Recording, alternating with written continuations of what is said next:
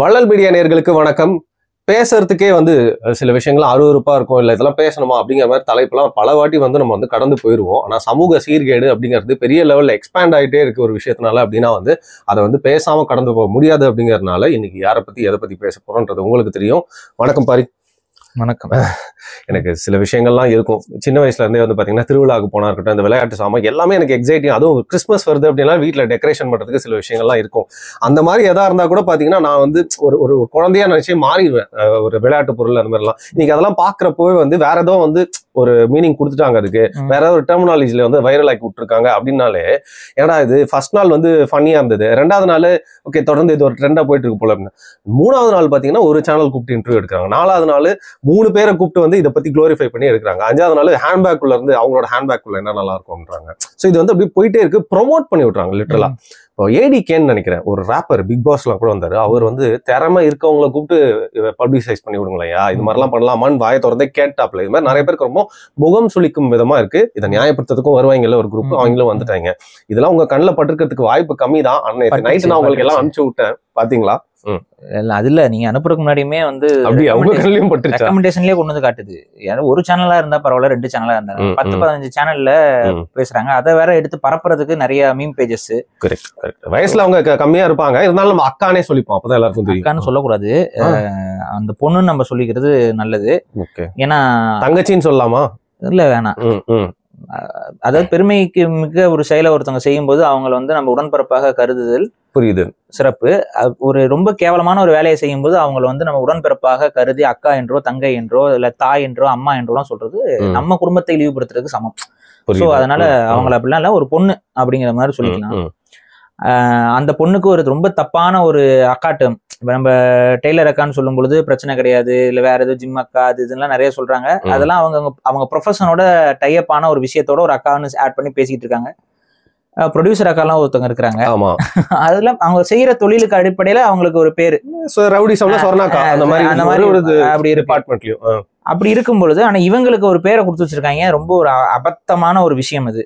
அந்த அபத்தத்தையும் நம்ம அங்கீகரிக்கல. அதனால அவங்களுக்கு சொல்லக்கூடிய பேரை சொல்லி நம்ம பேச போறதுல அது ஒரு பொண்ணு அப்படின்னு சொல்லியே நம்ம சொல்லிடுவோம். இதுக்கு பொண்களை அசிங்கப்படுத்திட்டு ஒண்ணு அப்படின்னே போயிடலாமா? சரி, ரைட், விடுங்க. என்ன அப்படின்னா, எப்படியும் வாழலாம்ங்கிறது ஒரு வாழ்க்கை கிடையாது. நீங்க அதை நம்ம புரிஞ்சுக்கணும். மனிதர்கள் வாழ்றதுக்கு நமக்குன்னு ஒரு எத்திக்ஸ்னு ஒண்ணு இருக்கணும், ஒரு மாரல் வேல்யூன்னு ஒண்ணு இருக்கணும். இந்த மாரலும் எத்திக்ஸும் இந்த உலகத்துல என்னைக்கு மனிதர்கள் விட்டுட்டு போறாங்களோ அன்னைக்கு உலகமா இருக்காது, மனித இனம் இருக்காது.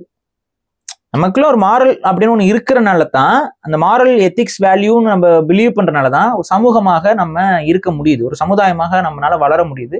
அட்லீஸ்ட் இந்த இதுலயே நிறைய பிரச்சனைகள் இருக்கு. ஆனா ஒரு சமூகமாக மக்கள் மனிதர்கள் ஒன்றாக ஒரு இயக்கமாக வாழ்வதற்கு அந்த எத்திக்ஸ் அண்ட் மாரல் ரொம்ப முக்கியம்.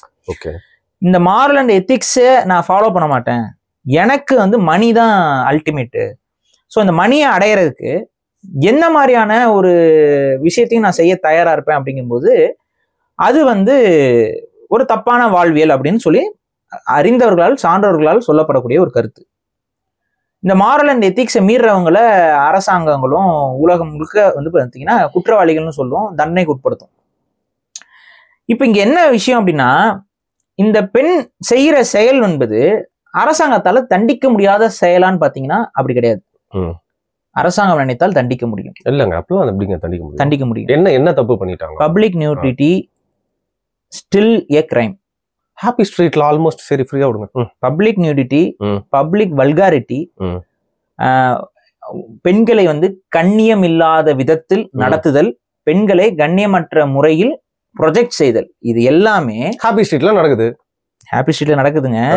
இது எல்லாமே தண்டனைக்குரிய குற்றங்கள் தான் இந்திய அரசியலமைப்பு சட்டங்கள்லயே. ஓகே, அரசாங்கமே செஞ்சா அப்ப அது குற்றம் இல்ல? அரசாங்கமும் செய்யக்கூடாது, அரசாங்கம் தான் அதோட சட்டங்களை ஃபாலோ பண்ணணும். அதை மீறி அங்க ஒரு விஷயங்கள் நடக்குது அப்படின்னா அங்க அரசாங்கம் தான் அதை என்ஃபோர்ஸ் பண்ணணும். அந்த சட்டங்களை நடைமுறைப்படுத்தி அந்த சட்டங்களுக்கு தண்டனைகளை வழங்க வேண்டியது அரசாங்கத்துடைய கடமை.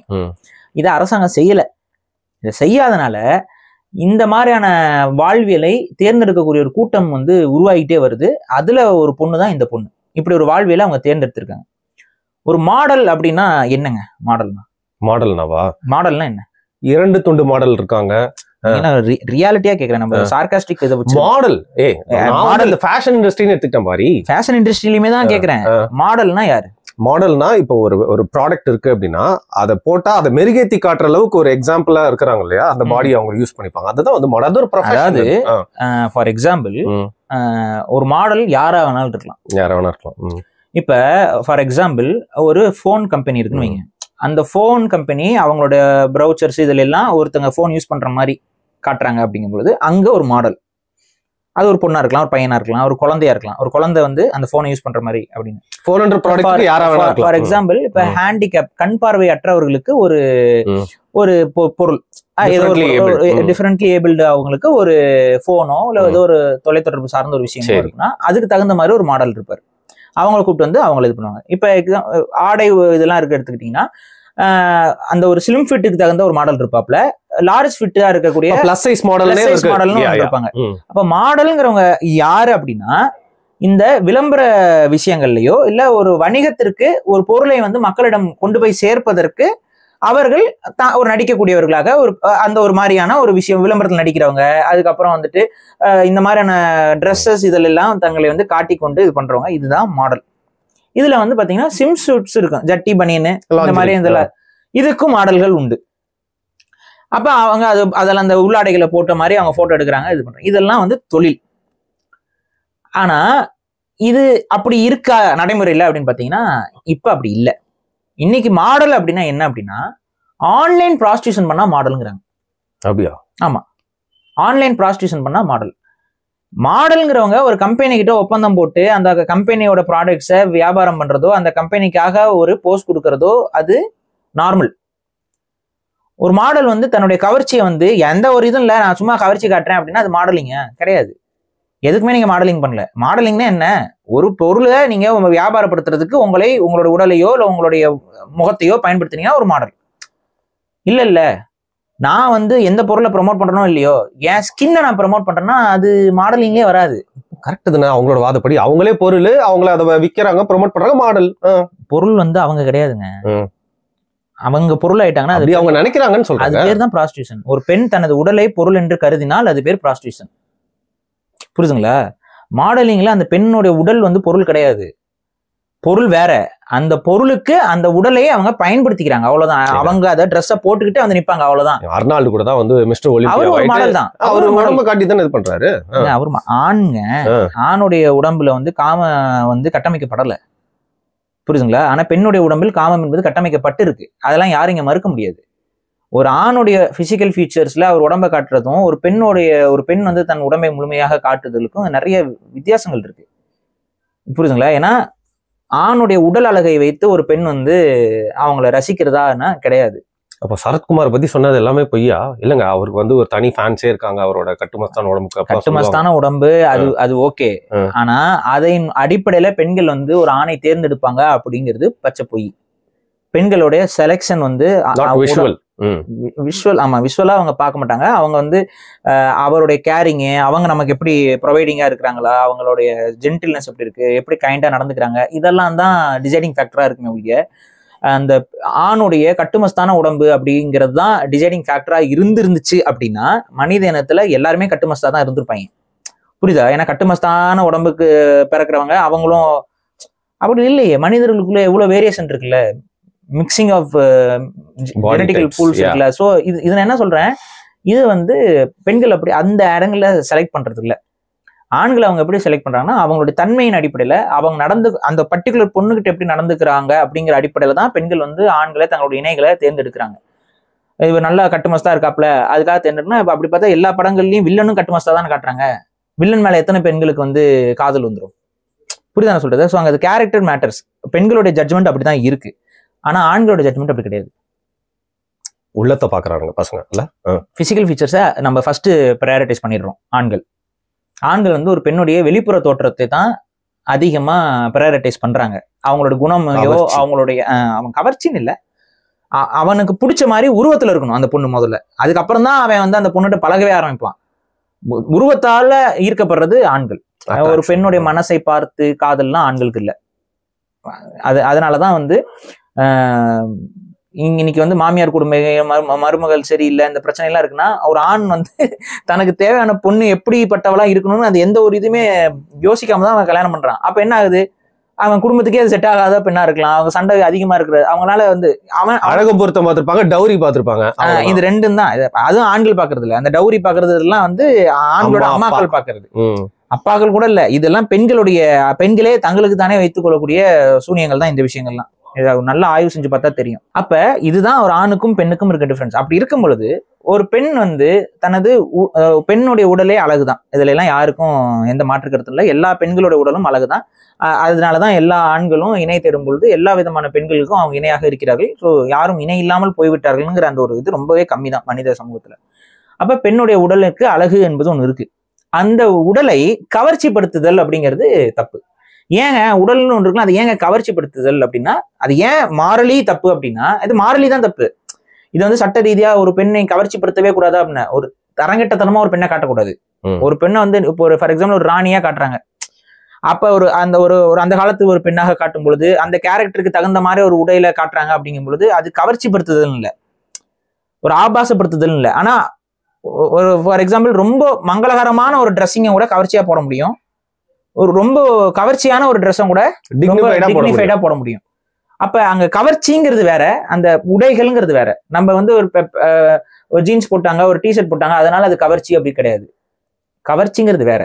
நாகரிகம் மாறிடுச்சு. தங்களுடைய உடலுடைய அங்கங்களை அடுத்தவர்கள் கவர்ந்து இழுக்கும் விதமா ஒரு பெண் அவங்களா வில்லிங்களா காட்டுறாங்க அப்படின்னா அதுதான் கவர்ச்சிப்படுத்துது. which is very inviting அப்படிங்கிறீங்க. இன்வைட்டிங்கிறத விட அது வந்து ரொம்ப ஒரு மாதிரி அட்டென்ஷன் டீக்ரேடிங். டீக்ரேடிங், அதாவது அவங்களுக்கு டீக்ரேடிங். ஒரு பெண்ணுடைய மார்பு என்பது கவர்ச்சி பொருளா அப்படின்னா இல்லை. பெண்களுடைய மார்பு என்பது கவர்ச்சி பொருள் இல்லை. ஆமாம்னு சொல்ல முடியாது. அதுக்கு கவர்ச்சி இருக்கு, ஆண்கள் மத்தியில கவர்ச்சி இருக்கு.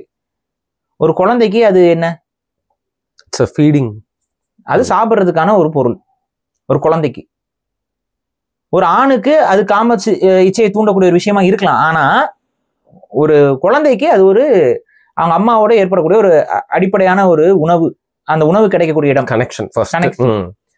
இது வந்து ஒரு விதமா நம்மளுடைய ஜெனட்டிக்கலா நம்மளோட தாட் ப்ராசஸ்ல ஒரு கனெக்டிங் ஃபேக்டர் இருக்கு. ஒரு ஆண் வந்து ஒரு மார்பகங்களை பார்க்கும் பொழுது அவனுக்கு டிசைடிங் வந்து அதிகமா மில்க் ப்ரொடியூஸ் பண்ணக்கூடிய ஒரு பொண்ணு அப்படிங்கிற அந்த தாட்னா அது அவன் திங்க் பண்றது இல்ல, சப்கான்சியஸா அவனுடைய சிந்தனையில ஒரு மார்பகம் பெரிதாக இருக்கக்கூடிய ஒரு பெண்ணுக்கு வந்து அவங்களால குழந்தைய நல்லா பாத்துக்க முடியுங்கிற ஒரு தியரி. அதுக்கு சம்பந்தம் கிடையாது. பட் எவல்யூஷன் பாயிண்ட் ஆஃப் வியூல, பரிணாம வளர்ச்சி பார்வையில அது வந்து ஒரு நமக்குள்ள வந்து ஹார்ட்வேர் ஆக்கப்பட்ட ஒரு விஷயம். அதனால ஆண்களுக்கு இது கவர்ச்சியான ஒரு விஷயமாக பார்க்கப்படுகிறது. அதனாலதான் தாலி, தமிழருடைய பண்பாட்டுல தாலி என்பது பெண்களுடைய மார்பகத்துல தொங்குற மாதிரி போடுறாங்க. சோ ஒரு ஆண் ஒரு பெண்ணை பார்க்கும் பொழுது அவனுடைய பார்வை கண்டிப்பா மார்பகத்துல படுதுங்கிறது தமிழர்களுக்கு தெரிஞ்சிருக்கு. இன்னொன்னும் பாரு, நிறைய பேர் வந்து வெறும் மார்பகம் தான் நினைச்சிட்டு இருக்காங்க. ஆய்வுல எடுத்து பாத்தீங்க அப்படின்னா இடையோட அகலம் நம்மளுக்கே தெரியாம அங்கதான் போகுமா, அடுத்ததுக்கு அப்புறம் தான் மார்பகம் போகும் அப்படிங்கிற இடையோட அகலமும் மார்பகமும் ரெண்டுமே வந்து ஒரு ஆண் வந்து ஒரு பெண்ணை பார்க்கும் பொழுது சப்கான்சியஸா அவனுடைய பார்வை அங்க போகும் அப்படிங்கிறது தான் விஷயம். அதனாலதான் வந்து பிறர் மனை நோக்கா பேராண்மை அப்படின்னு சொல்லி தமிழர்கள் வந்து இது எல்லா ஆண்களும் பெண்களை பாக்குறது தான். ஆனா மற்றவரோட மனை என்றால் அவர்களே நோக்கக்கூடாது அப்படிங்கிற அந்த ஒரு மாரல் எத்திக்ஸ தமிழர்கள் ஏன் கடைபிடித்தார்கள்னா அதுல பிரச்சனைகள் அதிகமா, தவறுகள் நிறைய, ஒரு ஊரே அழிஞ்சு போயிடும். அதனால அப்ப அதெல்லாம் வந்து செய்யக்கூடாதுங்கிற இதான் மாரல்ஸ். நம்ம நேச்சுரல் இன்ஸ்டிங்க்ட்ங்கிறது ஒண்ணு. நேச்சுரல் இன்ஸ்டிங்க்ட் அப்படின்னா வந்து ஒரு பெண்ணோட புணரணுங்கிறது எனக்கு நேச்சுரல் இன்ஸ்டிங்க்ட்னா போற பக்கம்லாம் புணர்ந்துட்டு இருக்க முடியாது. அதெல்லாம் தான் கெட்ட வார்த்தையா மாறி நிக்குது இன்னைக்கு. புரியுதுங்களா? இன்னைக்கு தமிழ்நாட்டில் இருக்கக்கூடிய பல கெட்ட வார்த்தைகள் வந்து முறையற்ற வாழ்வியல் வாழ்பவர்களை திட்ட சொல்ல வசை சொற்கள் தான். முறையற்ற வாழ்வியல், புரியுதுங்களா? அப்ப பாக்குறவங்களும் நான் புணர்வேன் அப்படின்னா அது இங்க ஒரு மைண்ட் டவுட் இருக்கு பாரு. ரொம்ப இது மைண்ட் எல்லாருக்கும் மைண்டுக்குள்ளயும் இருக்கும்.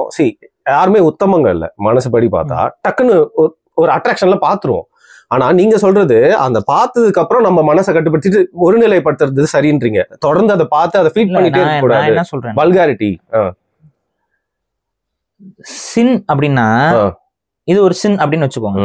நம்ம சின் பண்ணிட்டோம் அப்படின்னா நீங்க மனதளவுல நாச்சு நம்ம தவறு செய்யறோங்கிறத நீங்க உணரணும்.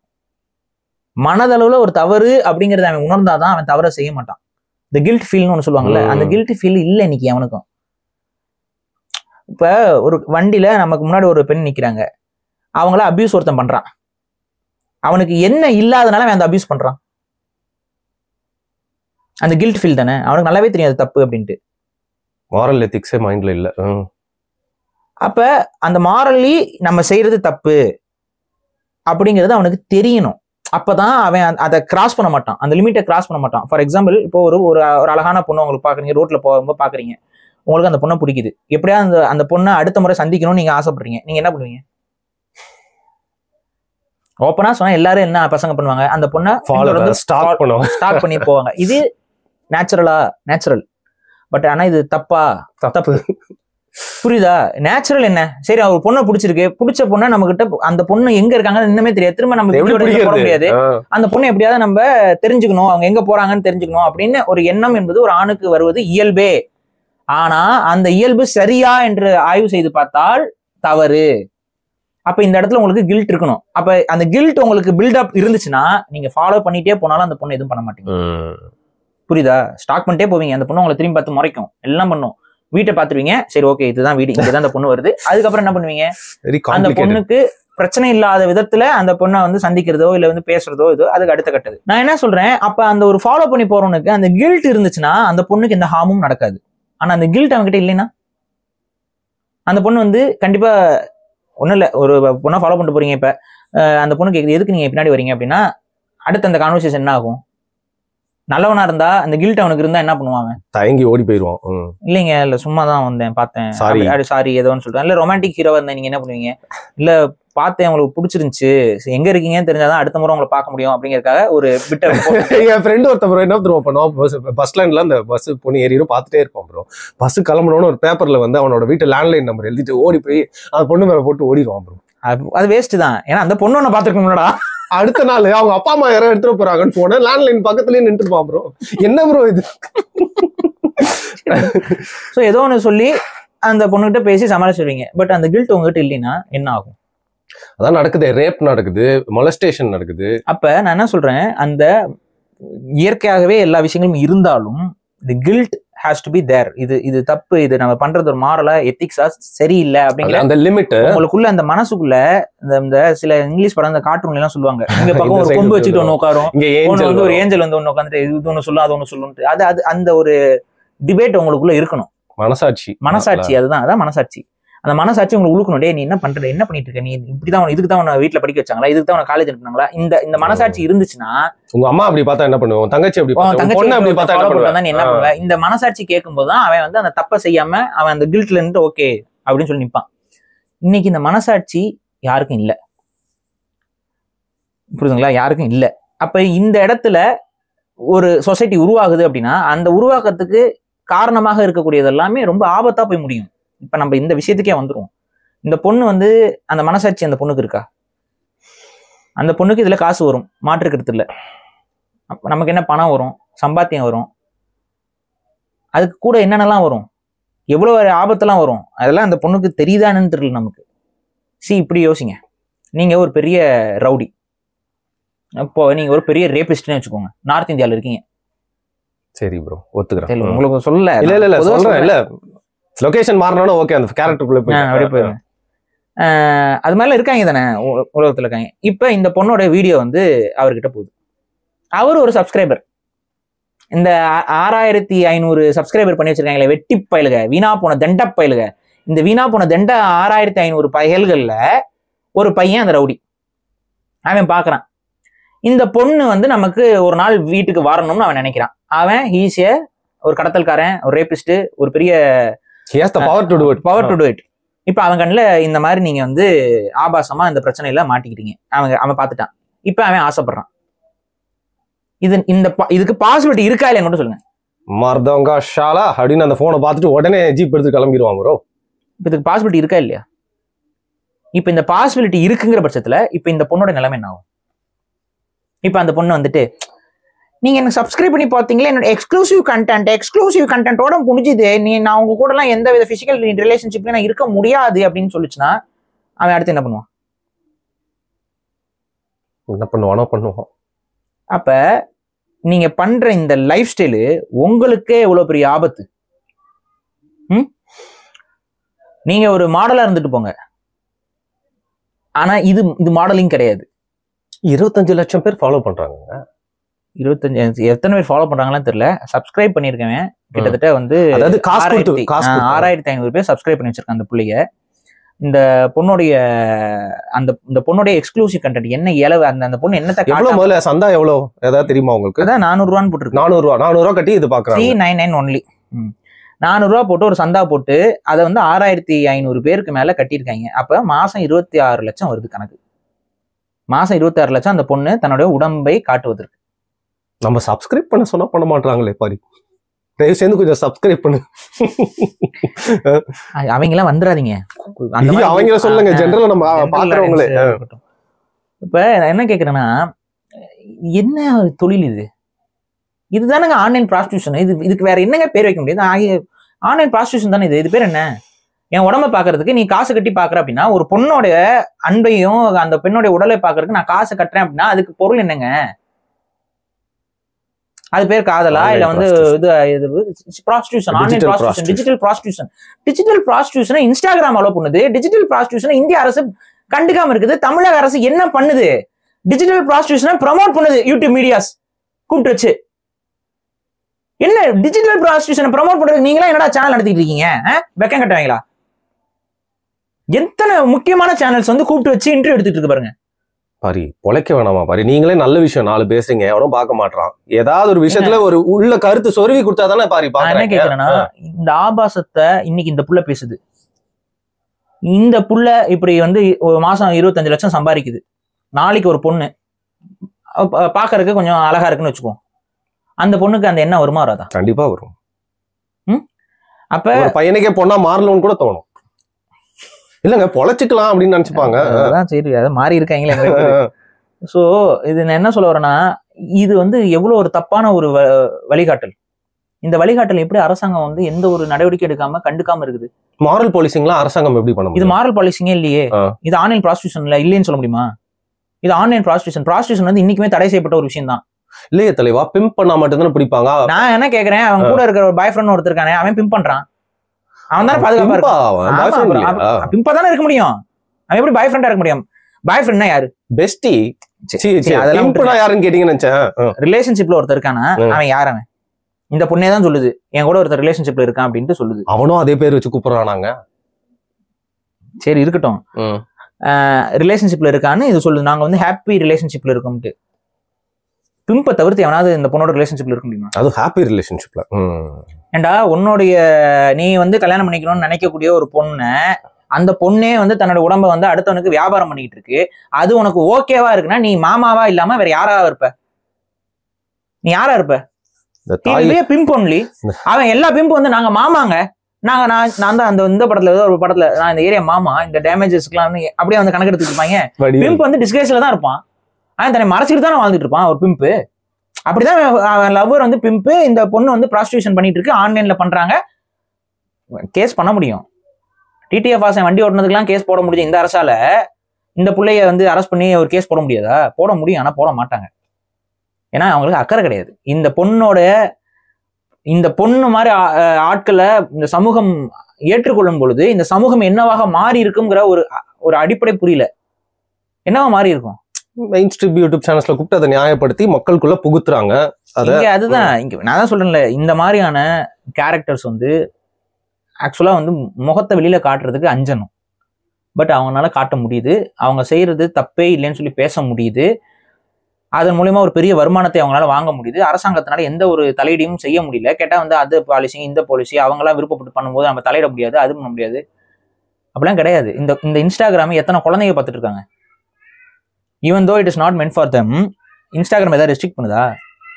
இது குழந்தை, இது பார்க்கக்கூடாதுன்னு சொல்லி ரெஸ்ட்ரிக்ட் பண்ணுதா? யார் ஸ்வைப் பண்ணாலும் பார்க்கலாம். அப்போ ஒரு பெண்ணை இவ்வளவு கவர்ச்சியா ஒரு குழந்தை சின்ன வயசுல இருந்து பார்த்துட்டு இருக்கு அப்படின்னா, அது ஆண் குழந்தையா இருக்கட்டும் பெண் குழந்தையா இருக்கட்டும், என்ன மாதிரியான உளவியல் தாக்குதல் உள்ளாகும்? பெண் குழந்தைக்கு என்ன பாதிப்பாகும் நான் சொல்றேன். இல்லைன்னா யாராவது சொல்லுங்க, ஏதாவது ஒரு சைக்காட்ரிஸ்ட் வந்து சொல்லுங்க. அதாவது சொல்லுங்க, இல்ல இப்படி ஆகாதுன்னு சொல்லுங்க. பாரிசாலம் போய் சொல்லலாம்னு சொல்லுங்க. ஒரு பெண் குழந்தை இந்த மாதிரி ஒரு பொண்ணு இவ்வளவு அட்டென்ஷன் வாங்குது. எதனால அந்த அட்டென்ஷன் சீக்கிங் இவ்வளோனா, இந்த பொண்ணு வந்து தன்னோட பிரெஸ்ட்டை காட்டுது, தன்னுடைய பட்டெக்ஸை காட்டுது, அதனால வந்து இடுப்பை காட்டுது, நியூடா நிக்குது. அப்ப இந்த நியூடா நிற்கும் போது இப்ப ஆண்கள்லாம் பார்த்துட்டு அந்த பொண்ணுக்கு இவ்வளவு அட்டென்ஷன் கொடுக்குறாங்க அப்படின்னா, இதை பார்த்து வளரக்கூடிய சின்ன பெண் குழந்தைகளோட மனசுல என்ன வரும்? I'll have to be there அப்படின்னு. நானும் இந்த மாதிரி என் உடம்பு அதே மாதிரி தான் இருக்கு, நானும் காட்டினா எனக்கு அந்த அட்டென்ஷன் கிடைக்கும்லங்கிற அந்த எண்ண ஓட்டம் ஒரு குழந்தைக்கு வருமா வராதா?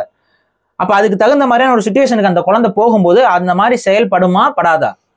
இந்த இடத்துல மாறலை யாராவது பேசணுமா பேசக்கூடாதா? மாறலை மீள்றவங்களை யாராவது கண்டிக்கணுமா கண்டிக்க கூடாதா? இதுதான் என்னோட கேள்வி. அந்த பெண் குழந்தைக்கு அது அப்படிதான் சிந்தனை வரும். அது ஒரு ஆணுக்கு என்ன தோணும்?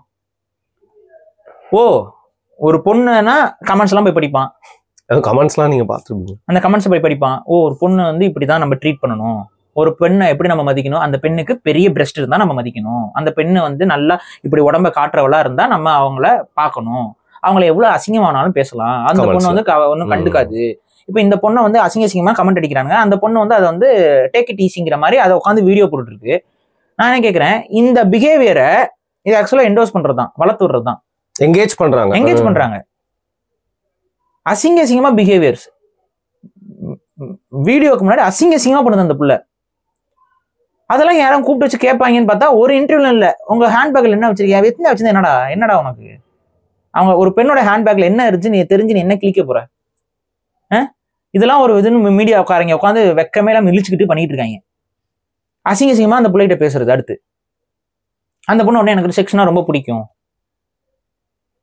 எவ்வளவு அசிங்கமா பேசி வச்சிருக்குன்னு போய் பாருங்க. நம்ம சொல்றதுக்கே நாக்கு வாயெல்லாம் கூசுது கருமம். நான் சும்மா சொல்ல, அதெல்லாம் பார்க்கல பாரு. நானு அசிங்கமா எனக்கு அது கட் பண்ணி அது வைரல் ஆகிட்டு இருக்குது. எல்லாரும் அதை பாத்துக்கிட்டு இருக்காங்க அந்த புள்ள பேசுறத. அப்புறம் இன்னொரு பொண்ணு, இந்த பொண்ணு ஒண்ணு, இன்னொரு புள்ள ஒண்ணு சப்போர்ட் பண்றதெல்லாம் இருக்கட்டும். இன்னொரு புள்ள வந்து ஏதோ முடிவெட்ட போனேன், ஒரு அண்ணன் கடைக்கு முடிவெட்ட போனேன், அது ஒரு வீடியோ வைரல் ஆகிட்டு இருக்கு. கெட்ட வார்த்தை சொல்லி திட்டுது. முடிவெட்ட போச்சான், முடிவெட்ட போற இடத்துல வந்துட்டு இப்படி இந்த மாதிரி கட் பண்ணணும், அந்த பேர் என்ன, அந்த பாஃப் கட்டா, அது என்னமோ அது மாதிரி பண்ண சொன்னேன், பண்ணி விட்டான். கடைசியில வந்து அதை பண்ணி விட்டான். கெட்ட வார்த்தை. அந்த கெட்ட வார்த்தைக்கு ஒரு மீனிங் அந்த பிள்ளைக்கு தெரியுமா? அது என்ன மீன் பண்ணுது? அவ்வளவு அசிங்கமான ஒரு கெட்ட வார்த்தையை சொல்லி முடிவெற்றவரை திட்டுது. இது using bad words on public media is offence, criminal குற்றம். அது உங்களை ஒரு தொழிலாளிய நீங்க வந்து அந்த மாதிரி ஒரு கெட்ட வார்த்தை சொல்லி திட்டினாங்கன்னு அந்த தொழிலாளியை கம்ப்ளைண்ட் பண்ணா சட்டம் தன் கடமை செய்ய உங்களை அரெஸ்ட் பண்ணுவாங்க. 6 months இம்ப்ரிசன்மெண்ட் கெட்ட வார்த்தை பேசினதுக்கு. இந்த புள்ள ஆன்லைன் மீடியால அவ்வளோ அசிங்கமான ஒரு கெட்ட வார்த்தைய சொல்லி ஒரு ஒர்க்கர் முடிவெட்டி விடுறவரை திட்டுது. திட்டி எனக்கு வந்து அந்த இந்த படத்துல ஒருத்தர் அப்புறம் கூட இறந்தாரு அந்த நடிகர், அவருக்கு அந்த முடி எப்படி இருக்கும், அந்த காதல் அவர் பேரை மறந்துட்டேன் நான். இந்த அதுல கவுண்டமணி கூட அதே மாதிரி ஹேர் ஸ்டைல் இருப்பாருங்க. அது என்ன படங்க? ஜாக் வந்து டைட்டானிக்குங்க. அதே மாதிரி இவரு நம்ம ஊர்ல ஒருத்தர் நடிச்சிருப்பாருங்க, அவர் பேரை நான் மறந்துட்டேன். அவர் பேர் என்னங்க? வெண்ணியரடை முத்தியா? இல்ல அந்த தாஜ்மஹால் பாட்டெல்லாம் வருமே, ரோஜா ரோஜா பாட்டுக்கு வருவார் ஹீரோ. ஆமா, குணால். அவரு அந்த நடிகர் மாதிரி ஆயிப்போச்சு, என்னால அதை இது பண்ண முடியல அப்படின்னு சொல்லிட்டு பேசுது. நீ அதை நார்மலா சொல்லலாம். அந்த பிள்ளை நான் வந்து முடி வெட்ட போனேன், நான் இப்படி வெட்ட சொன்னேன், அவர் அந்த கடைக்காரர் இப்படி வெட்டி விட்டாரு, இப்ப பாக்குறதுக்கு அவர் அந்த குணாலோட ஹேர் கட் மாதிரி இருக்குது, இப்ப நான் இப்படி நல்லா இல்ல அப்படிங்கிறது வேற. அதுல எதுக்கு நடுவில் ஒரு கெட்ட வார்த்தை? அசிங்கமான ஒரு கெட்ட வார்த்தை, ரொம்ப ரொம்ப வல்கரான ஒரு வார்த்தை அந்த பிள்ளை பேசுதுங்க. அது அந்த வீடியோ வைரல் ஆயிட்டு இருக்கு. நீ வாட்ட நார்மலைஸ் பண்றியே அசிங்கமான ஆபாச வார்த்தை. சிகை திருத்த தொழிலாளிய ஆபாச வார்த்தை. ஆமா, இட்ஸ் an offense. நான் நாளைக்கு கம்ப்ளைண்ட் பண்ணா நீ ஜெயில கிடக்கணும். இந்த சமூக நீதியை காப்பாற்றுறவங்களே இதெல்லாம் பார்த்தது, இதெல்லாம் யாரும் பாக்குறது இல்ல. ஒரு முடிவெற்றவரை நீ வந்து இந்த அளவுக்கு கெட்ட வார்த்தை சொல்லி திட்டுற அளவுக்கு நீ என்ன பெரிய புடிங்கி நீ? அப்ப யாருங்க கேட்கறது இதெல்லாம்? யாருங்க? நான் என்ன கேட்கிறேன், மாரல் போலீசிங் பண்ணக்கூடாது. சரி, யாருதான் மாரலை காப்பாத்துறது சொல்லுங்க, தெரிஞ்சுக்கிறேன். யாருமே மாரலை காப்பாற்ற மாட்டீங்க, கவர்மெண்ட் கண்டுக்காது. ஸோ மாரல் வேல்யூஸ் எப்படி இருக்கும்? நிற்கும். ஸோ மாரல் வேல்யூஸ் வேண்டாம், இதானே சொல்ல வரீங்க? அடுத்த எண்ட் என்ன சொல்ல வரீங்க? மாரல் வேல்யூஸ் இருக்கக்கூடாது மனுஷனுக்கு. மாரல் வேல்யூஸ் இல்லைன்னா மனித இனம் இல்ல. அங்க இருந்து பரிணமிச்சுதான் இவ்வளவு தூரம் வந்திருக்கும். அந்த மாரல்ஸ் விடக்கூடாது. நம்ம சோசியல் மீடியாங்கிற பேர்ல அசிங்கத்தை பண்ணிட்டு இருக்காங்க. ஒவ்வொருத்தனும் கெட்ட கெட்ட வார்த்தை பேசிக்கிட்டு இருக்காங்க. அசிங்கமா நிறைய வீடியோஸ்ல அசிங்க ஆபாசம், எதையுமே கண்டுக்கிறது இல்ல. இல்ல பிரதர், இது நீங்க மியூட் பண்றீங்க. ஒன்லி ஃபேன்ஸ்னு ஒரு வெப்சைட், அதுல பெண்கள் போயிட்டு தே கேன் செல் ஓப்பனாவே, நீங்க நியூடு ஃபுல்லா போடலாம், அப்புறம் அந்த செக்ஸ் வச்சுக்கிறதெல்லாம் காட்டலாம் வரலாம். அதுல வந்து நல்லா கிடைக்குது காசுன்னு சொல்லிட்டு அமெரிக்கால நிறைய பெண்கள் போயிட்டு இருக்காங்களாம். இன்ஸ்டாகிராம் வந்து இருக்கு, அதோட ப்ரீக்வல் தானங்க இங்க. அவங்க எல்லாம் பண்ணுது. சோ நான் காசு தரேன் உனக்கு அப்படின்னு சொல்லிட்டு இன்ஸ்டாகிராம் பண்ணுது. அதைத்தான் பண்ணுது. இந்த புள்ளையும் அதை தான் பண்ணுது. இது இஸ் ஆன்லைன் ப்ராஸ்டியூஷன். இதை வந்து நம்ம இந்திய அரசாங்கம் ஏற்றுக்கொள்ளக்கூடாது.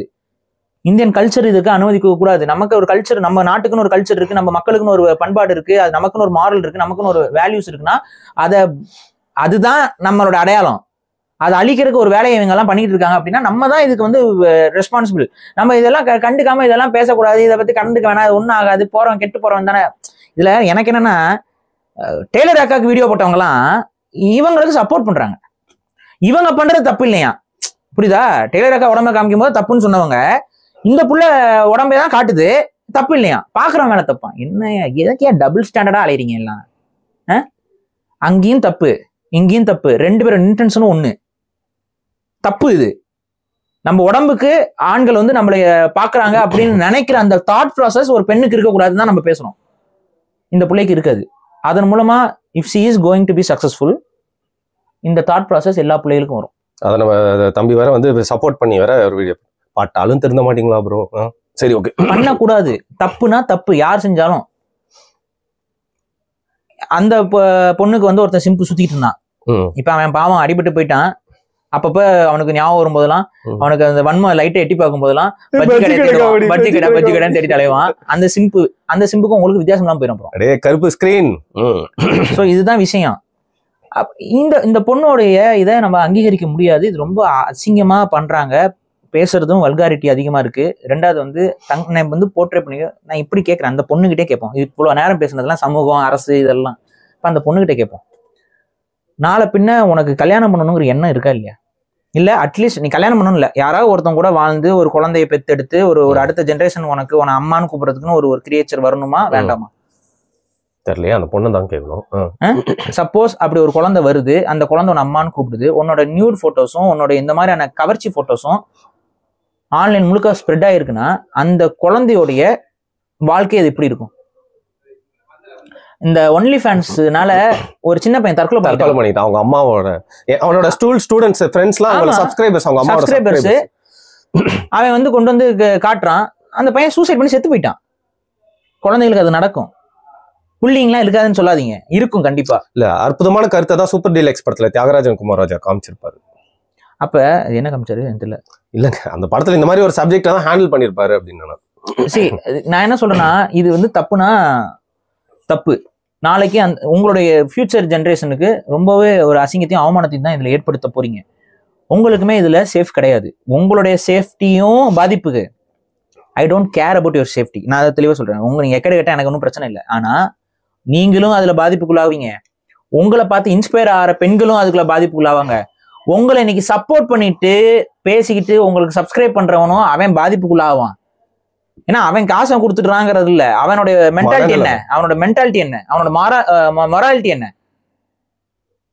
காசு கொடுத்து ஒரு பெண்ணை வந்து நம்ம நிர்வாணமா பாக்கலாங்கிறதுக்காக அவன் காசு ஸ்பெண்ட் பண்ண ஆரம்பிச்சிட்டான். அப்ப அவனோட சிந்தனை என்ன? இல்ல, இதான் என்னோட கடைசி கேள்வியா இருந்தது பாரு. பசங்க சைடு ஒரே ஒரு கேள்வி மட்டும் கேட்கணும்னு நினைச்சேன். ஏன்னா ஃபுல்லா இப்படியே பேசிட்டு இருக்கும்போது அதை பார்வையாளருக்கு பத்தியும் பேசணும். என்னோட ஃப்ரெண்டு ஒருத்தங்க சின்ன வயசுல சைல்டு அபியூஸ் உள்ளானதை பத்தி அவங்க வந்து ஆபாசமே இல்லாம ரொம்ப அழகா பெண்களுடைய மார்பங்களை பார்த்து ஒரு சமூகம் எப்போ சின்ன வயசுல வீட்டுல இருந்து வெளியில இருக்கவங்க எல்லாம் பண்ணி சொல்லிட்டு ஒரு மியூசிக் வீடியோ எல்லாம் பண்ணாங்க. அவங்க போயிட்டு உட்காந்து இதை பத்தி வந்து இதுல பேசுறாங்க. கண்ணியமான முறையில் தான் உட்காந்துருக்காங்க. ட்ரெஸ், பேச்சு எல்லாமே. அவங்கள போயிட்டு நீ முதல்ல ஒழுங்கா போனோம் அப்படின்னு சொல்லிட்டு அசிங்கமா திட்டுறானுங்க. நான் என்ன யோசிச்சேன், அப்போ வந்து நீ இப்படி பருதா போட்டு போனா கூட வந்து வக்கரமா பாக்குற நாய்ங்க தான் பெரும்பான்மையான ஆண்களா இருக்கானுங்க. இந்த உண்மையை நம்ம ஒத்துக்கிட்டே ஆகணும். அப்படிப்பட்ட மனநிலை என்ன பண்றது? நான் என்ன சொல்றேன்னா, இங்க வந்து வக்கரம் பிடித்த ஆண்கள் இருக்காங்களா? இருக்கிறாங்க. இருக்கவன் தானே 6500 பேர் போய் சப்ஸ்கிரைப் பண்ணி வச்சிருக்கான். ஆனா 6500 பேர் தான் ஒட்டுமொத்த நாட்டிலேயும் ஆண்களா? அப்படிலாம் இல்ல. அப்ப அதுதான் நம்ம புரிஞ்சுக்கணும். வக்கரம் பிடித்தவர்கள் இருக்கதான் செய்வாங்க. திருடன் சமூகத்துல இருக்கதான் செய்வான். திருட்ட ஒழிக்கிறதுக்கு திருடனை ஒழிக்கணும். அப்ப இந்த மாதிரி வக்கரம் பிடித்தவர்கள் கிடைக்கும் போதெல்லாம் அவனுக்கு கண்டிக்கணும். அவன் செய்யறது தப்புன்னு மக்கள்கிட்ட காட்டணும். இவனோட லைஃப் ஸ்டைல் வந்து ப்ரமோட் பண்ணக்கூடாது. இந்த மாதிரி இருக்கிறது தப்புன்னு சொல்லி காட்டணும். இப்ப இந்த புள்ள வந்து பண்ணுதுன்னா இதை ஃபாலோ பண்ணது நம்ம ஏன் அவன் பாய் ஃப்ரெண்டை போட்டு திட்டுறோம்? அவன் ஒரு உண்மையாவே அவன் அந்த பொண்ணை காதலிக்கிறானா இருந்தாலும் அவன்லாம் அதை சகிச்சுக்கிட்டு இருப்பானா? தமிழ்ல தாய் மாணவன் ஒரு வார்த்தை இருக்கு. அது மாதிரி மாமாவும் மாணவன் அப்படிங்கிற மாதிரி சுத்திட்டு இருக்கான். உண்மையாவே நீ அந்த பிள்ளைய காதலிச்ச அப்படின்னா நீ இதை அனுமதிப்பியா? நீ அனுமதிச்சிருக்க மாட்டேன். பட் நீ அனுமதிக்கிற அப்படிங்கிற பட்சத்துல அவன் காதலிக்கவே இல்லை. அவனை பொறுத்த வரைக்கும் என்னன்னா, இந்த பொண்ணு இப்ப இதுல காசு பார்க்கும், அதுல அவனுக்கு ஒரு ஷேர் போய்கிட்டு இருக்கும். இல்லைன்னு நீங்க நினைக்கிறீங்களா? மனசாட்சி சொல்லு, நீ ஷேர் வாங்காம இருக்கியா? அதுதான் பிம்பிங்கடா. அது பேர் தான் பிம்பிங். அதான்டா மாமாத்தனம். அததான் நீ பண்ற. இதுதான் பண்ணிட்டு இருக்க. அதை வந்து ஹாப்பி ரிலேஷன்ஷிப்னா இது ரிலேஷன்ஷிப்பே கிடையாது. அப்ப இந்த வேலையெல்லாம் பண்ணிட்டு இருக்கிற இது ஆண்கள் தானே. இந்த பொண்ணுக்கு அப்பா அம்மா எல்லாம் இருக்காங்களான்னு எனக்கு தெரியல. இஃப் அட் ஆல் இருக்கிறாங்க அப்படிங்கிற பட்சத்துல என்ன பண்ணிட்டு இருக்காங்கன்னு தெரியல. உண்மையிலே என்ன பண்ணிட்டு இருக்காங்கன்னு தெரியல. என்னது அவங்க அப்பா அம்மா நான் பேசுறதுக்கு எல்லா உரிமை இருக்கு. உன் பிள்ளைக்கு வந்து இந்த சமூகத்தை கெடுக்கிறதுக்கு அத்தனை உரிமை இருக்கும்போது அந்த சமூகத்தை திருத்துறதுக்கு எனக்கு உரிமை இருக்கு. அந்த பொண்ணு பண்றது அப்பட்டமான அயோக்கியத்தனம். இது ஒட்டுமொத்த சொசைட்டியுமே திருப்பி போடுற ஒரு அசிங்கத்தை பண்றது. இதுக்கு வந்து இவ்வளவு வரவேற்பை வந்து மக்கள் கொடுக்குறாங்க அப்படின்னா அது நம்ம ஒட்டுமொத்த சொசைட்டிக்கே அசிங்கம். ஆக்சுவலா அதை புரிஞ்சுட்டு சில மீடியாஸும் ப்ரொமோட்டும் பண்றாங்க, வியாபாரத்தை பாக்குறாங்க. அவங்கள பொறுத்த வரைக்கும் என்ன, இந்த பிள்ளைய வந்தா பாக்குறதுக்கு ஆள் இருக்கு அப்படின்னா அதை அந்த இதுலயுமே அந்த பொண்ணுடைய ட்ரெஸ்ஸிங் இதெல்லாம் போய் பாருங்க. எக்ஸ்போசிங் அப்படிங்கிறது ஒரு குவாலிட்டி கிடையாது. புரியுதுங்களா? பன்னி இருக்கு பாத்தீங்களா, பன்னிக்கும் மார்பகம் இருக்கு. பன்னி அம்மனை குண்டியா தான் சுத்திட்டு இருக்கும். புரியுதா? ஸோ அதுவும் வெள்ளையா தான் இருக்கு, அதுவும் அம்மனை குண்டியா தான் சுத்துனா பன்னியோட தரம் பன்னி தான். ஸோ மனுஷனுக்கு அப்படின்னா ஒரு டிக்னிட்டி இருக்கு. அந்த டிக்னிட்டில இருந்து இறங்கி ஒரு மனிதன் வந்து இருக்கிறான் அப்படின்னா மக்கள் அருவருப்போட பார்க்கணும். ஒரு மிருகமா தான் பார்க்கணும், ஒரு விலங்கா தான் பார்க்கணும். அந்த உளவியலை வளர்த்துக்கோங்க. அந்த உளவியல் இல்லை அப்படிங்கிற பட்சத்துல இந்த மாதிரியான விலங்காண்டி கூட்டம், இது விலங்காண்டி கூட்டம், சதை பிடிப்புகளை வந்து ஒரு கவர்ச்சிப்படுத்தி அதுல வியாபாரம் பண்றது விலங்காண்டி கூட்டம் பண்ற வேலை. இந்த விலங்காண்டி கூட்டம் பண்றதெல்லாம் நம்ம எதிர்க்கணும். அது எதிர்க்காம இதை வந்து கடந்து போறது, இது குப்பை தான், இந்த குப்பையை நம்ம தான் பெருக்கணும், வேற வழி இல்லை. இந்த மாதிரி குப்பைகளை சமூக வலைதளங்கள்ல இருந்து அகற்றுங்க. எப்படி அகற்றுனா சொல்லுங்க, இதை பார்க்கறாதீங்க, இதை செய்யாதீங்கன்னு போய் எழுதுங்க, தொடர்ச்சியை விமர்சனம் பண்ணுங்க. ரெண்டாவது முடிஞ்சா கேஸ் கொடுக்கணும், கொடுத்துருங்க. ஏன்னா பப்ளிக் டொமைன்ல வல்காரிட்டி பேசுறதும் பப்ளிக் டொமைன்ல வந்து நியூடிட்டி ஸ்ப்ரெட் பண்றதுமே ஆக்சுவலா கிரிமினல் அஃபென்ஸ் தான். நீங்க ரோட்ல நீங்க அமனமா போனீங்கன்னா என்ன, உங்க மேல கேஸ் போட்டுருவாங்க, பப்ளிக் நியூசன்ஸ் கேஸ். ரோட்ல அமனமா நடந்து போனா பப்ளிக் நியூசன்ஸ் கேஸ், இணையதளத்துல அமனமா நடந்து போதா நியூசன்ஸ் கேஸ் வராதுன்னு எப்படி சொல்ல முடியும்? இன்ஸ்டாகிராம் பப்ளிக் தானே, பப்ளிக் பிளாட்ஃபார்ம் தானே, சோசியல் மீடியா பிளாட்ஃபார்ம் பப்ளிக் தானே. அங்க நியூடிட்டி இருந்துச்சுன்னா ஹேஸ் டு பி அஃபென்சிவ். அங்க வல்காரிட்டி இருந்துச்சுன்னா, இந்த பிள்ளைகிட்ட நியூடிட்டி இல்ல, வல்காரிட்டி இருக்கு, அசிங்கமா தன்னை வந்து காட்டிக்குது. ஆப்ஜெக்டிஃபிகேஷன் ஆஃப் உமன்ங்கிறது வந்து ஒரு சரியான விஷயம் இல்லை. ஒரு பெண்ணை வந்து பொருளாக கட்டமைக்கிறது வந்து பெண்களுக்கு என்னைக்குமே பாதுகாப்பு இல்லை. எத்தனையோ பெண்கள் கலெக்டர் ஆகிட்டு இருக்காங்க, எத்தனையோ பெண்கள் டாக்டராக இருக்காங்க, எத்தனையோ பெண்கள் நர்ஸுகளாக இருக்காங்க, எத்தனையோ பெண்கள் வந்து வாகன ஓட்டுநர்களாக இருக்கிறார்கள். இவங்களெல்லாம் இந்த சமூகம் திரும்பி கூட பார்க்க போறது இல்லை. குடும்பத்துக்காக ஆட்டோ ஓட்டுற பெண்கள் நான் பார்த்திருக்கேன். குடும்பத்துக்காக ஆட்டோ ஓட்டுறது சாதாரண விஷயமே இல்லை. ஒரு ஆண் ஓட்டுறது அது வேற, ஒரு பெண் ஓட்டுறாங்க. குடும்பத்தை பாதுகாக்கணுங்கிறதுக்காக எத்தனையோ பெண்கள் ஓடிக்கிட்டு இருக்கிறாங்க. அன்றாட வாழ்க்கையில் நம்ம குடும்பங்கள்ல எத்தனையோ பெண்கள் பல தியாகங்களை செஞ்சுக்கிட்டு இருக்காங்க. தங்களோட கனவுகளை ஓரம் வச்சுட்டு குழந்தைகளை வளர்க்கக்கூடிய பெரும் தியாகத்தை செய்யக்கூடிய தாய்மார்களும் இருக்கிறாங்க. இவங்களை எல்லாத்தையும் நம்ம வந்து யாருக்கும் தெரியாது. இவங்களெல்லாம் யாரும் நம்ம வந்து ப்ரமோட் பண்றது இல்லை, பேசுறது இல்லை. ஆனா நீ யார இப்ப பேசிட்டு இருக்கோம், யாருக்கு 26 லட்சம் மாத வருமானத்தை நம்ம இந்த சமூகம் உருவாக்கி கொடுக்குதுன்னா ஒரு ஆன்லைன் ப்ராஸ்டியூட்டுக்கு. எப்படி நம்ம சமூகம் வந்து உருப்படும்? Prostitution in any form is prostitution. அது சொல்ல தைரியம் இருக்கணும். தப்புனா தப்பு. அந்த பொண்ணுக்கும் அது பாதிப்பு, அந்த பொண்ணுடைய குடும்பத்துக்கும் அது பாதிப்பு. அவன் ஓடிடுவான், கண்டிப்பா அந்த மாமா பையன் ஓடிடுவான், அவன் இருக்க போறது இல்லை. அவனுக்கு கல்யாணம்னு வரும்போது அவனோட ஃபேமிலிங்க போகும்போது கண்டிப்பா இந்த பிள்ளையெல்லாம் கழட்டி விட்டு போதான் போறான். ஸோ இதெல்லாம் மனசுல வச்சுக்கணும். இது உங்களுடைய எதிர்காலத்தையே நீங்க, பணம் மட்டும் எதிர்காலம் கிடையாது. பணம் ஓப்பனா நான் சொல்றேங்க, அவ்வளவு பெரிய பணக்காரனா இருக்கவனும் கல்லடிப்பட்டு செத்த வரலாறுலாம் இருக்கு உலகத்துல. 15ஆம் நூற்றாண்டின் பெரிய பணக்காரன் யாரு தெரியுமா? நமக்கு ஒருத்தனுக்கும் தெரியாது. ஆனா அதே 15ஆம் நூற்றாண்டுல மக்களுக்காக வாழ்ந்த மனிதர்கள் எத்தனையோ மேதைகள் நமக்கு தெரியும். அவளை பத்தி படிச்சுட்டு இருப்போம். ஸோ அவ்வளவுதான் விஷயம். சிம்பிள், சூப்பரா சொல்லி முடிச்சிங்க. ஸோ பணம் ஒருத்தங்கிட்ட வேணும் அப்படிங்கறதுக்காக நம்ம என்ன வேணாலும் பண்ணலாங்கிற அந்த தாட்டை விட்டுருங்க. உங்களுக்கு எது சரி, உங்களுடைய செயல்களால் மக்கள் பயனடையணும். அடுத்த உங்களுக்கு மட்டும் பயன் இருக்கக்கூடாது. உங்களுடைய இப்ப அப்துல் கலாம் வந்து ராக்கெட் விடணும் அப்படிங்கிறது கனவுனா, அந்த ராக்கெட்டால் அவருக்கு மட்டும் பயன் இருந்துச்சுன்னா அது கனவு இல்லை. அதனால ஒரு நாட்டுக்கு பயன் இருக்கு, அதனால ஒரு மக்களுக்கு ஒரு பயன் இருக்கு, அந்த நாட்டுடைய பாதுகாப்புக்கு ஒரு பயன் இருக்கு. அப்படிங்கிற பட்சத்துல அது பயனுள்ளதாக மாறுகிறது. நமக்கு மட்டும் பயனுள்ள ஒரு விஷயத்த நம்ம செய்யக்கூடாது, அது செல்ஃபிஷ்னஸ். அடுத்தவர்களுக்கும் பயனுள்ள ஒரு விஷயத்தையோ ஒரு தொழிலையோ நீங்க பண்ணுங்க, அதுல வளர்ச்சி வரும். அந்த வளர்ச்சியில நிம்மதி இருக்கும், நேர்மை இருக்கும், மரியாதை வரும். இந்த இதுல உங்களுக்கு பணம் வரும், வேற எதுவுமே வராது. எதுவுமே நிம்மதி வராது, மரியாதை வரவே வராது. உங்க முன்னாடி வந்து சிரிக்கிறவங்க கூட நீங்க போன அடுத்த நிமிஷம் கருமம்னு சொல்லுவான். உங்க கூட பழகிறத வெளியில சொல்லிக்கிறதுக்கு அச்சப்படுவானுங்க, அசிங்கப்படுவோம், வெக்கப்படுவோம். இதெல்லாம் மனசுல ஏத்துங்க, தப்பு. இன்னைக்கு என் மாதிரி ஆபாச நடிகைகள் எத்தனையோ பேர் சினிமாக்கள்ல இருந்தவங்க இன்னைக்கு அவங்களோட நிலைமை என்னன்னு போய் பாருங்க. வயசானதுக்கு அப்புறம் அவங்க நிலைமை என்னன்னு போய் பாருங்க. அழகும் இதெல்லாம் வந்து நிலையான ஒரு விஷயம் இல்லை. ஆண்களுக்கும் சரி பெண்களுக்கும் சரி, நிலையற்ற விஷயங்கள்ல வந்து நம்ம காசு வருது அப்படிங்கிறதுக்காக பண்ணோம்னா நிலையான வாழ்க்கையை இழந்துருவீங்க. நம்ம பிறக்கிறது ஒரு வாழ்க்கை தான், இந்த ஒரு வாழ்க்கையில தான் நம்ம அடையாளங்கள். முடிந்த வரைக்கும் அடுத்தவனுக்கு நல்லது செஞ்சுட்டு போகணும். அடுத்தவனையும் சேர்த்து கெடுத்து நம்மளும் கெட்டு குட்டிச்சோராகி. இப்ப கஞ்சா விற்கிறவன் அபின் விற்கிறவனோட லைஃபுக்கும் இவங்களுக்கும் என்ன வித்தியாசம்? அது ஒரு வித போதை, இது ஒரு காம போதை. இந்த காம போதையை நீ விற்கிற, அவன் கஞ்சா விற்கிறான். கஞ்சா விற்கிறவன் எப்படி நம்ம அரசாங்கம் தண்டிக்குதோ அதே மாதிரி காம போதை விற்கிறவனை தண்டிக்கணும், ஆனா தண்டிக்கிறது இல்லை. ஸோ இங்கதான் சட்டங்கள்ல நிறைய ஓட்டைகள் இருக்கு. அந்த ஓட்டைகள் அடைக்க வேண்டிய வேலைகள் நம்மள மாதிரியான ஆட்களுடைய தேவை. இது பேர் மாரல் பாலிசிங்னா, போலீஸ்னா ஆமா நாங்க மாரல் போலீஸ் தான் அப்படி கெத்தா சொல்லிட்டு போலாம். மாரல் போலீஸ்டா, ஆமாண்டா மாரல் போலீஸ் அப்படி சொல்லி பாருங்க. வேற வழி இல்லைங்க, என்ன பண்றது? அப்புறம் யார் தான் வந்து மக்களுக்காக நிக்கிறது? எதிர்காலத்தை பத்தி யார் தான் யோசிக்கிறது? இது வந்து மாரல் போலீசிங் பண்ணாதீங்க. ஏன் பண்ணக்கூடாது? மாரல் போலீசிங் பண்ணலாம், தப்பே இல்லை, நியாயத்துக்காக பண்ணலாம். சரி, ஓகே. அன்னைக்கு ஒரு ஆக்டர் வந்து நான் சாப்பாட்டுக்கே வழி இல்லாம ரோட்ல நின்று இருந்தேன் அப்படி இப்படின்னு சொல்லிட்டு ஒரு கஷ்டத்தை சொல்லிட்டு இருக்காரு. கீழே வந்து அதை வந்து சிலாகிச்சு பேசுவாங்க. பார்த்தா ஆங்கர் உங்க லிப்ஸ்டிக் சூப்பர் அப்படிங்கிறாங்க. ஸோ இப்பேற்பட்ட ஆடியன்ஸ் இருக்க வரைக்கும் வந்து என்ன பண்றதுன்னு தெரியல. ஆனா இருந்தாலும் பல கிரியேட்டர்ஸ் மாதிரி உங்க மாதிரியே நிறைய பேர் இதுக்கு எதிராகவும் இதுக்கு விமர்சிச்சும் வந்து பேசியிருக்காங்க. அவங்களுக்குலாம் வந்து ஒரு வணக்கத்தை தெரிவிச்சுக்கலாம். உங்களோட வேல்யூபிளான ரொம்ப அந்த மனசாட்சி கூடயே வந்து கேள்வி கேட்டு ஒரு விவாதம் பண்ணக்கூடிய ஒரு வீடியோ தான் அது. நீங்க சொன்ன விஷயங்கள்லாம் ரொம்ப இன்டென்ஸா இருந்துச்சு. மிக்க நன்றி பாரு. நன்றி.